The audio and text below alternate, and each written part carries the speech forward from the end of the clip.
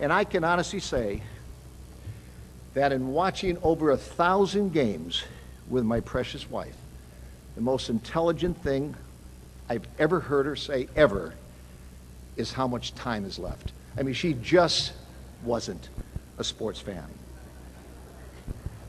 The NBA season now is opening up next week, as you know. It was 20 years ago this season that we had one of our really good teams. We lost to the Lakers in Game 7 of the Western Conference Finals. Had we have won that particular game, I'm pretty sure we would have won the World Championship. Lakers went on to handle Detroit pretty easily that year. But it was very interesting because the year prior to that, which would have been last season 20 years ago, we were upset in the first round. We were the number 1 seed, and we were upset by the number 7 seed in the first round. Very unusual, devastating when something like that happens. Never forget it. We had played them 5 times during the regular season, the Seattle Supersonics, beat them by 23 points, average of 23 points a game.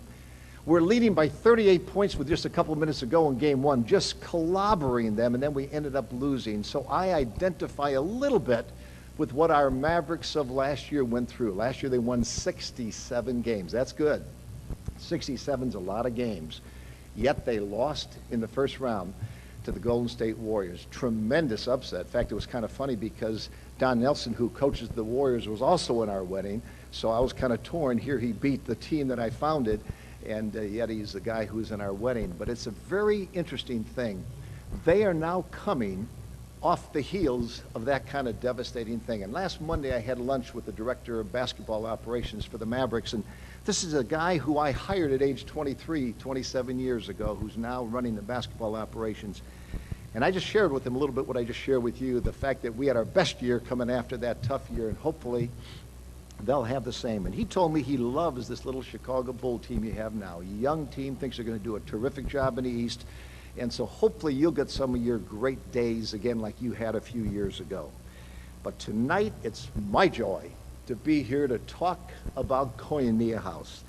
This terrific ministry that was founded by Manny in 1999. If you read anything about Manny Mills' life, you realize how that he and his wife are a team committed to serving the Lord through and to this wonderful, wonderful ministry. And later tonight, the Honorable Peter Roskam will be asking you to invest in this ministry. And I'm going to ask that you prayerfully consider doing that very thing, because this ministry is worth investing in. And I want to share just one little principle to think about before he comes to speak a little bit later, and that's this. It's found in the book of Proverbs 11:25. It says this: it is possible to give away and become richer. It's also possible to hold on too tightly and lose everything. It's an incredible principle from God's Word. Now tonight I'm going to share 3 simple little principles with you that are relevant to all effective ministries. Principle number 1, effective ministries always have eternal perspective. But to have that, you must be able to discern the difference between the logic of man and the wisdom of God. Proverbs 14:12 says this: before every man there lies a wide and a pleasant road. That's the logic of man, but it ends in death. All of you fly in this room, I'm sure, and I used to fly quite a bit. I still fly quite a bit. And you know those little airline magazines, very few of us actually read them on a plane until they tell us to put our seat in the upright position and stow our bags. Then you take the airline magazine out. This particular night, I happened to read, it said CEO by 40. And that was such an interesting little thing. Chief Executive Officer by age 40. It was a story about this young man who took over a losing company. He made a bunch of brilliant decisions. The company just changed because of timing, outside influences, and also the great job he did as a CEO.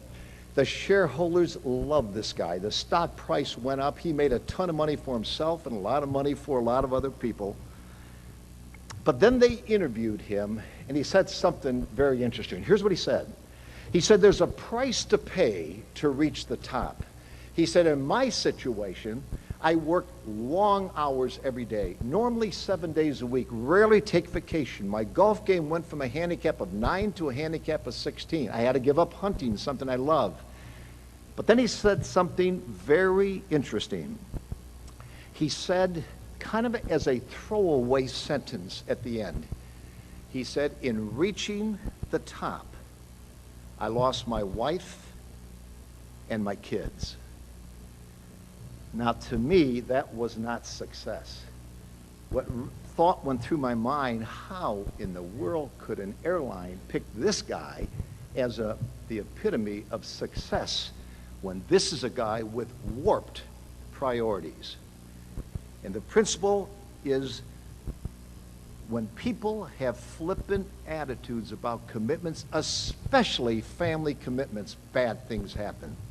Michael Novak, a writer, said, one unforgettable law has been learned through all the disasters and injustices of the last 1,000 years. If things go well with the family, life is worth living. But when the family falters, life falls apart. And all of us in this room knows that the world says our success comes from our position, which is a function of how much power, prestige, or possession of stuff we're going to have. But all those things are short-lived. Psalms 39:9 says, life is no longer than the breadth of my hand, the width of my hand. An entire lifetime is a moment to you. Human existence is but a breath. It's like putting all of our eggs in a basket that ends at the end of our lifetime, and that makes little sense. John D. Rockefeller was known as the first billionaire in the United States at the turn of the century. He died in 1939. When he died, a reporter interviewed his chief accountant and said, just how much money did Mr. Rockefeller leave behind? The accountant said, all of it. And that's the way it really is. 20 years ago, last week, many of you in this room were impacted in a big way. On the 19th of October, 1987, the stock market fell 508 points in one day. In today's numbers, that's 3,141 points. In the last 56 minutes of trading that day, October 19th, 1987, the market fell 22.6%. That's 1,260 points. It was devastating for many people. Is that a surprise? No. Proverbs 23:5 says, riches can disappear as though they had the wings of a bird. But God's wisdom says, for we brought nothing into this world, and it's certain we can carry nothing out. In the book of Matthew it says, heaven and earth are going to pass away, but my words will never pass away.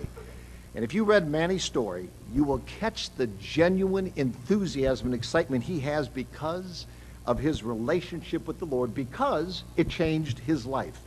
And you'll see that his total dependence is upon the Lord, because the Lord alone can change one's heart from the inside. And truly, Manny and Barbara have eternal perspective.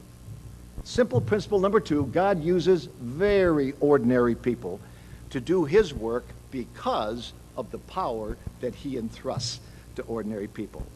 December 8, 1961, in Hershey, Pennsylvania, the New York Knicks were playing the Philadelphia Warriors in basketball.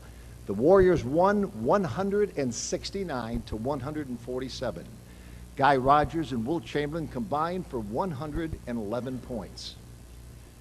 Guy Rogers had 11 points. Wilt Chamberlain had 100 points. In the Christian life, it's much more dramatic than that, because it's not what we bring to the table that matters, but what he puts into our life. So he can put stuff into ordinary people's life, but great things happen, because our need on him is not a partial need, it is a total need. And a person committed to our Lord, relying on his power, will see an awful lot accomplished. In the book of John 15:5b, it says this, that apart from me, we can do nothing.